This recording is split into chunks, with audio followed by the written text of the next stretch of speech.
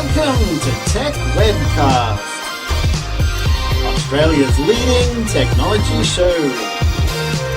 Download our iPhone app, www.tekwebcast.info.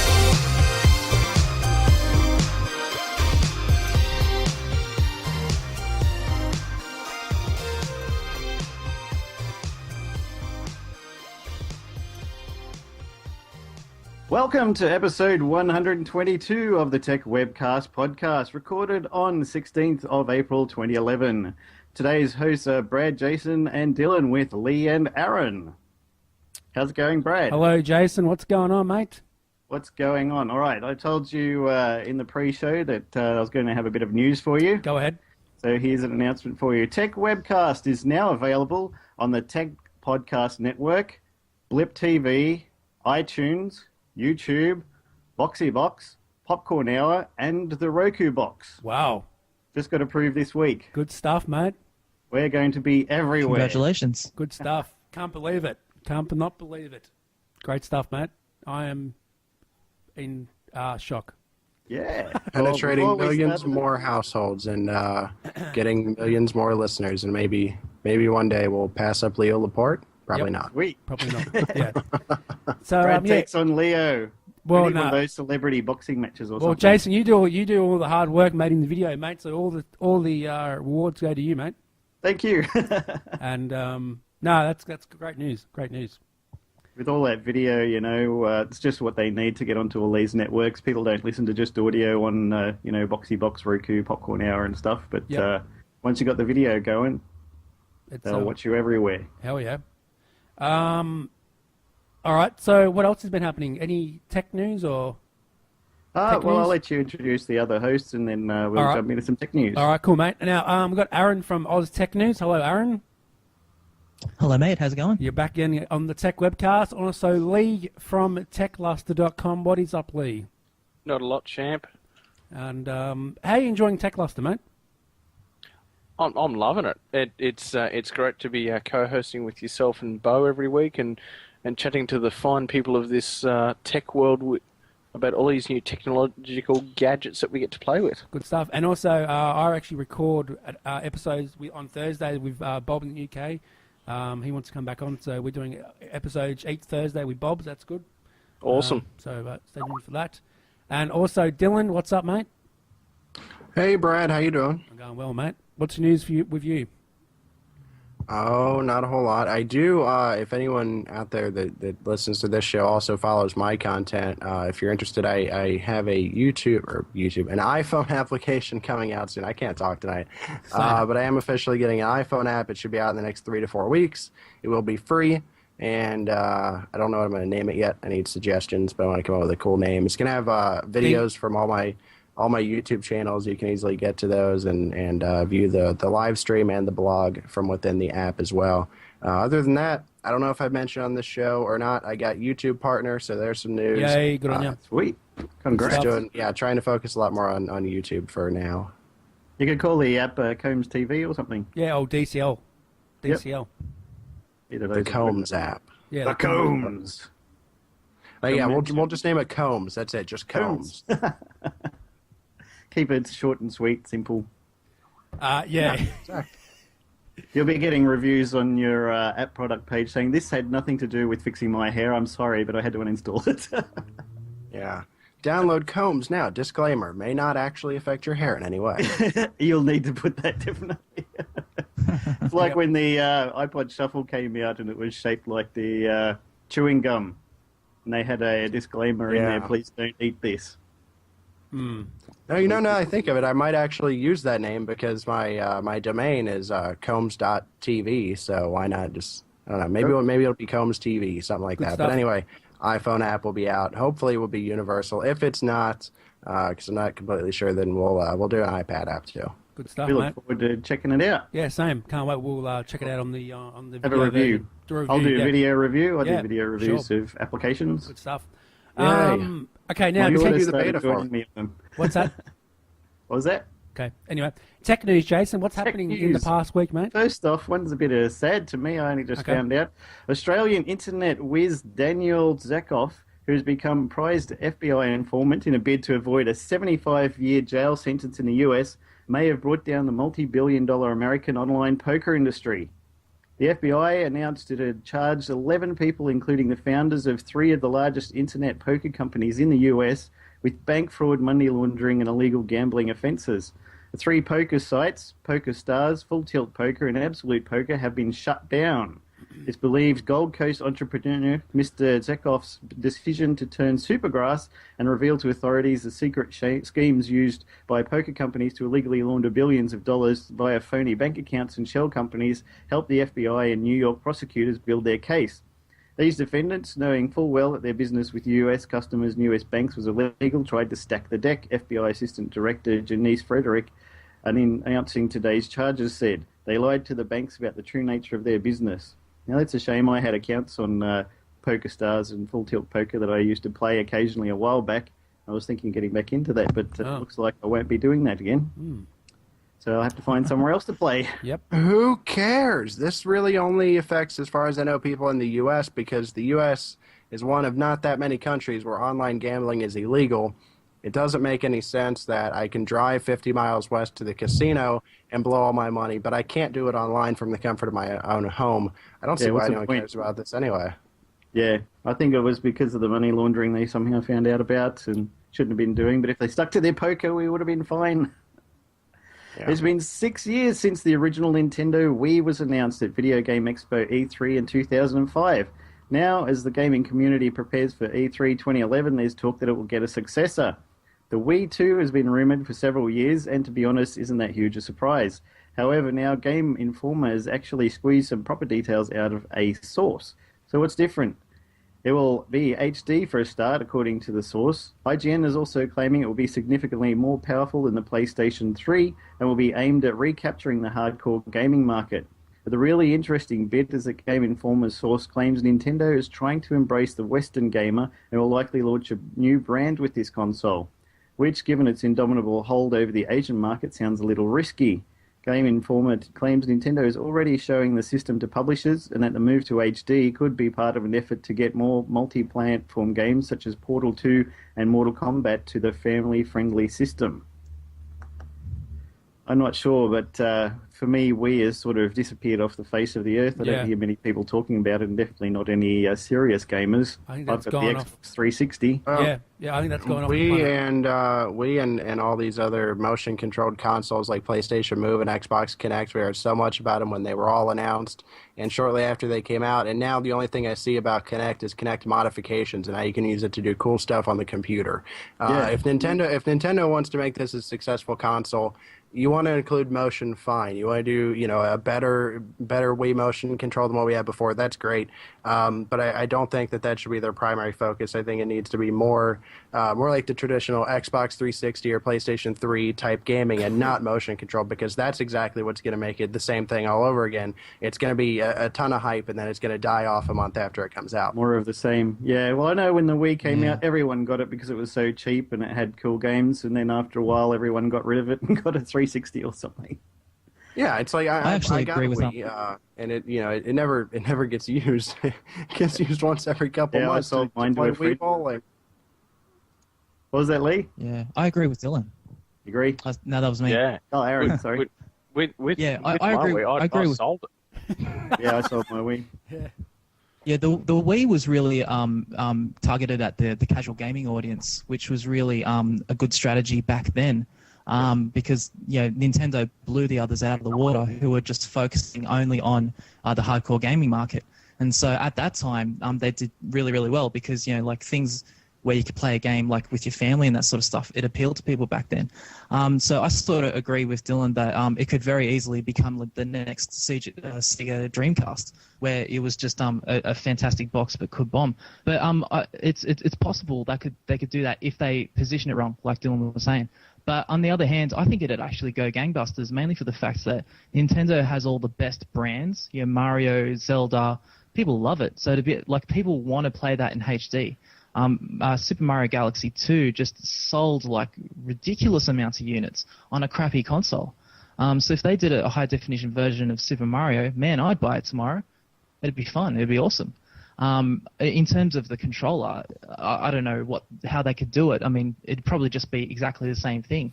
But it could do very, very well. And so then all of these publishers who only build games that only work on 360 and PlayStation 3, draw them in as well, get a bit of a larger audience for the console. It could do pretty well, especially if the old Wii games work in this new console. Yeah, it would be pretty sweet. The world's biggest Pac-Man has officially launched, allowing users to design their own levels so they can be played by anyone who visits the website. The game is a promotion for Microsoft's web browser Internet Explorer 9, but it also works in recent versions of Firefox, Chrome and Safari. Players can choose from nearly 1,500 mazes at the time of writing. Those who want to craft their own Pac mazes can log in using a Facebook account and get cracking. The website was developed by Australian agency SOAP for Microsoft and Namco, the owner of Pac-Man. You can check out the Pac-Man project at worldsbiggestpacman.com. That thing's never going to die. I think everyone loves Pac-Man. I love I actually got that game on the iPad the other day. Great game. Yeah? Which Yeah. one? Was it a championship one? There's so many. The newer one. The newer one just came out. $1.99. Oh, okay. Yeah. I've got the championship Pac-Man. That's pretty nice. Cool. It's got some interesting differences to the original and upgrades. Good stuff, mate. Bloomberg is reporting that Apple will finally deliver the white iPhone Yay. 4 by the end of April after About a time. 10 months wait. There it is, the unicorn that never was going to come. Yes. About time Magical too. unicorn.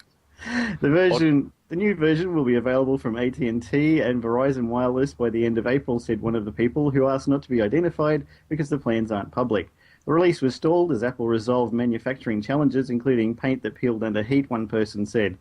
Bloomberg sources reveal that the issue that caused the delay involved the white paint peeling under heat. After the initial delays, Apple said the white iPhone could ship by spring 2011. The new model may help boost sales of the iPhone 4, which has been on the market since June of 2010. Bloomberg also confirms previous reports that Apple is not planning on introducing a new phone at WWDC, possibly waiting until later this year to introduce the iPhone 5. And for me, that's awful because I've been waiting for the iPhone 5 to come out in June because my contract with the 3GS is just about finished. Well, so I wanted to get the new so one, you're but going to now get the I'm gonna iPhone hold 5, Jason, when it comes out, mate? Yes! You are? When? When? That is Whenever the- it comes Yes, out. I don't know when now. Yeah, I People know. keep saying later and Just next get the year. I reckon just get the iPhone 4, mate, and just be done with it, I reckon. It's up to you. But there's going to be a 5. Yeah, I know. But anyway. Who cares? Yeah, who cares? Seriously. No iPhone for me. I think I'm going to go. I've been saying this forever now, but Android phone with Wi-Fi hotspot capability and just a Wi-Fi iPad original. Yeah, you'll get an iPad, ain't you, Dylan? Yeah, Not a white that's what iPhone. I'm going to do. Okay, I'm not yeah. going to go with the iPad 2. I'm not going to get an iPhone 4 or 5. I'm just going to get an original iPad and an Android phone. Yep. And make sure it has Jason, a please hotspot. don't cry. I'm holding back the tears, man. Seriously. All right, let's talk about an iPad app called ShowYou. Jason, this application you may like, and also Dylan may like as well, and you're watching videos on your iPad. Yeah, or your tell us iPhone about 4. it. You can actually share videos with your friends that you're following on Twitter and Facebook. You Yeah. can leave comments and that sort of good stuff. It's great application. Yeah, it's really cool, and I recommend getting it. It's free too. Cool. And That's iPad only. It's not for iPhone or anything. is it? for both iPhone and iPad. both? Yep, for both. Right. And that's free on the App Store. I'm going to have them guys on very soon on the show. Interview them. Yep. Let's have a look. So, What have we got? Yeah. This is ShowYou brings a ShowYou. new vision of TV to the iPad. While Time Warner Cable and Cablevision deliver conventional television programming to their customers' iPads, other companies are trying to use the tablet to redefine what TV might be. A good example is San Francisco-based Remixation, the company behind VodPod, which unveils an intriguing online video application for the iPad Wednesday. The free app ShowYou enables people to create and watch personalized streams of online video. Instead of relying on the talents of TV studios and network programming executives, it draws from user-generated content sites, YouTube, Vimeo, and TED at the moment, and social networks, Facebook, Twitter, and VodPod, and takes advantage of the touchscreen on the iPad or iPhone or iPod Touch to make it easier to navigate through the grid of shows rather than the upside-down left-right buttons of a TV remote.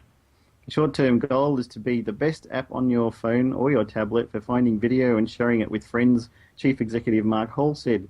But the more provocative long-term vision is to become a prime-time TV alternative. Yep. Sounds interesting. It does. It doesn't accommodate videos from major TV networks, or Hulu doesn't support Flash. It can, however, be displayed on a big television screen if you've got an Apple TV set-top box using Apple's AirPlay technology. I remember you were talking about that, Brad. Yes, indeed. You can use AirPlay. And thanks to Robert Scoble for letting me know about this application. You rock, mate.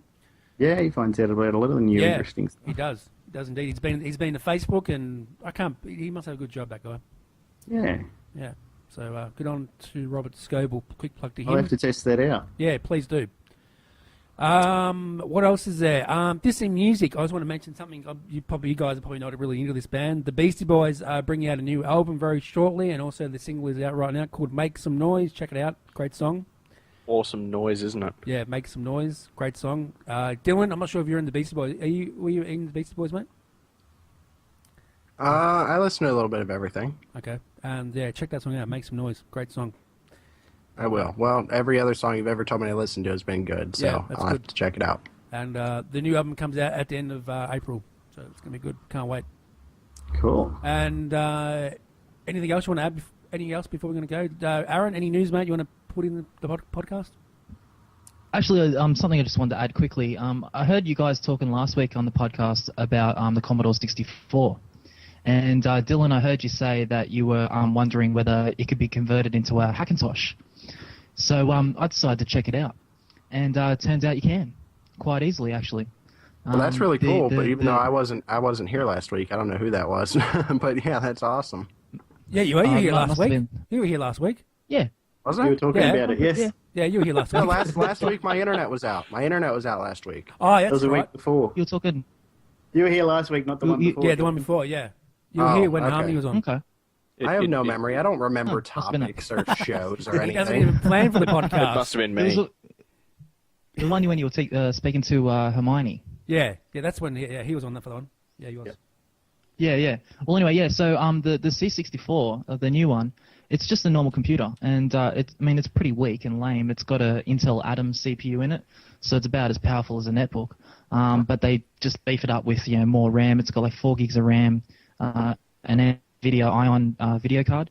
But as long as it's Intel CPU, then it can be converted into a Hackintosh. So I wrote up an article about it. You might want to check that out on OzTechNews.com. And I linked to an article where you can convert a Dell Mini V laptop into a Hackintosh, and all the same instructions would work for that, and you can do it. It's quite easy.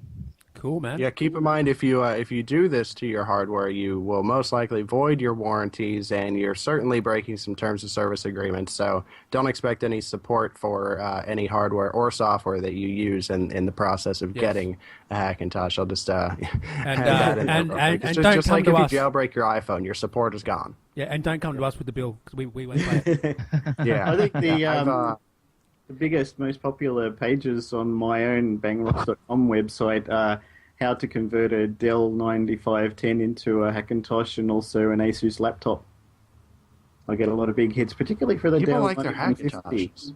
Yeah. I wonder if I could do it on my i7 machine, because I've got enough hard drives in this thing. I could just dedicate a hard drive to it. I just don't know if everything's compatible or not. But wouldn't it be nice to have an Intel i7 Hackintosh?